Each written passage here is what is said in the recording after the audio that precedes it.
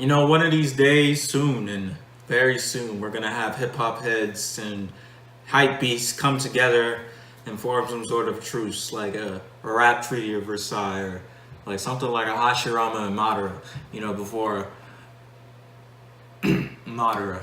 So this man Futuristic dropped a new track a couple days ago. I remember listening to Futuristic in the time in high school when I was just listening to anything, you know, that came across my way. I remember my little Android Metro PCS phone having a lot of Kendrick, Hoodie Island, Flatbush Zombies mixed in all up in there. It was a weird time. And I always commend Futuristic because, you know, he created his following. He didn't have like music that like really wowed me, but I always respected, you know, his spit game and how he could rap. And, you know, I always gave him props for creating a following, especially on YouTube, because it's not that easy to do, especially when it's for music. But this new track here is it's not it, bro.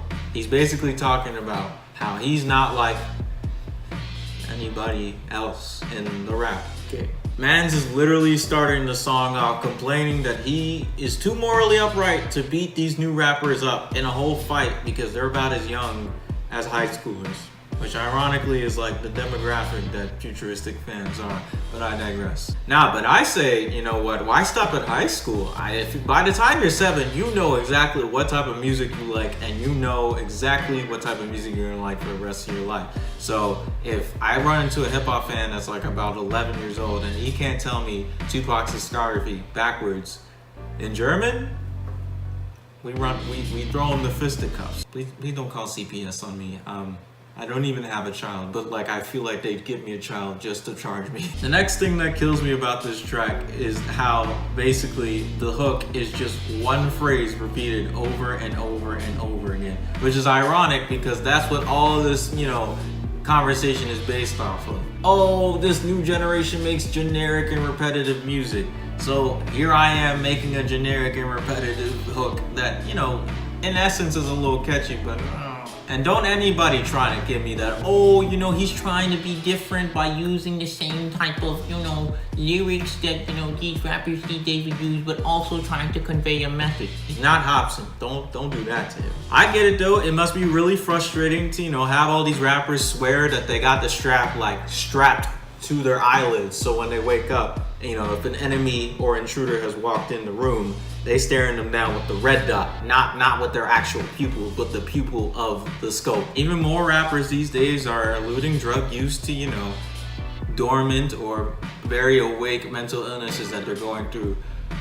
But what you got against bird chest, bro? I feel like if I'm a mumble rapper and I want to talk about the 6-car garage that I got back home in Dubai, and I don't even know how to ride a regular bike, you body shaming me is completely uncalled for. I'm literally shaking. The success that 1942 had, you know, when it first came out, is that it wasn't really a diss track, but kind of like J. Cole inserting his own opinion without sounding too condescending and too much like a hype beast and a hip hop head all in one. It's at this point in the song that you would think Futuristic would convey like his own message of why he's so great and why he stands out to all his competition, or at least all the YouTubers who are also rappers trying to make their wave. But then you kind of just get, I ain't like nobody else. I ain't like nobody else. Bro's talking about how he wants to make a difference and how he's gonna change the rap game with his presence, and I ain't like nobody else. I ain't like no. Futuristic is literally bringing up the fact that because a lot of these rappers, you know, are bringing up singing, you know, in their tracks these days, when he goes to their concerts, he's disappointed when, you know, they're not hitting these notes as well. He's literally going to these concerts on some American Idol like Simon Cowell, like, you guys do not have the range. If I'm a rapper and I'm a little bit offended by what Futuristic is saying, I don't even know. I'd probably respond with something like, I may not have the range, but at least I got the rover. Hey man, Lil Xan, you better get that pen and pad out. Like, I'm literally ghostwriting it. I will not take credit for this. It's okay. You can. That's one free bar. I just got a lot spewing out of me. A lot of creativity right now. Can you imagine if somebody was trying to date you with, you know, Dirty Mac on you, and the only thing that they brought up was the fact that they're not like anybody else? Hey baby girl, I ain't like none of these other dudes. I ain't like none of these other dudes. I